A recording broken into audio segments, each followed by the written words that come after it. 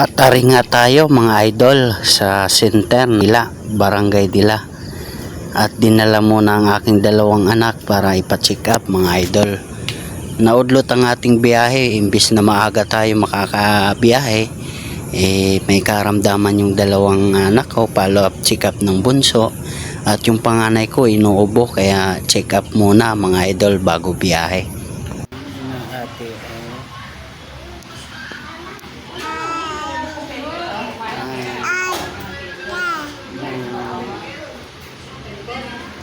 At ayan na nga mga idol, tapos na ang check up ng aming baby. Uwi na kami. Hindi ay sana na kagad kanina, kaso check up pala nito, kaya kami dito kami sa center. Uwi na po sa nang mami. At ari na nga, agaran na tayong pumisto sa labas para simulan na ang ating sideline. Deliver na tayo mga idol. At ari na nga tayo sa Nestle ng Kabuyaw mga idol. Kuha na natin yung item. Isang naka-styro, di natin kung anong laman. Naka-styro mga idol. Ang dala nito sa sa Binyan, bandang Langkiwa mga idol.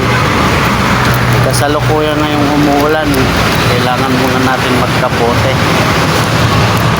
Tara, let's go, drop na natin mga idol.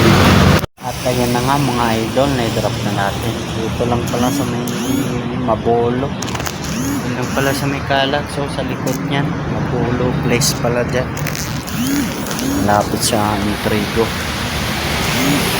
Ito natin dinala sa subdivision na yan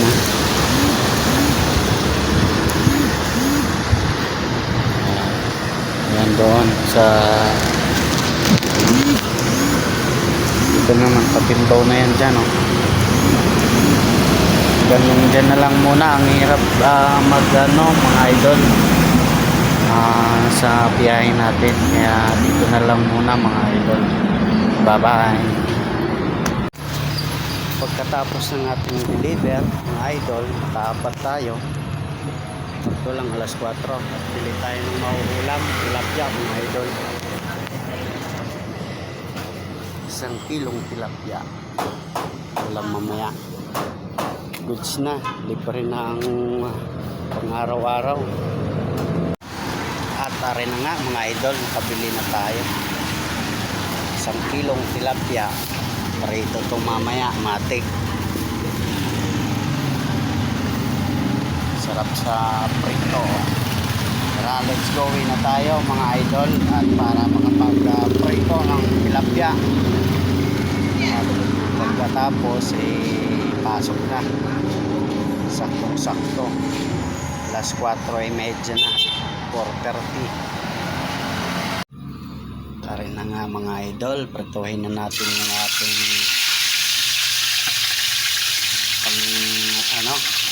nahuli sa kalsada. Ito na yung ating buhay-buhay. Diba, goods na, may pangulam na. Ganun lang ang ating diskarte lang talaga ang kailangan mga idol. Ganyan lang kasimple ang aking pamumuhay mga idol. Share ko lang sa inyo yung mga galawan ko. Kahit papano nakakasurvive sa pang-araw-araw. At hanggang dyan na lang mga idol.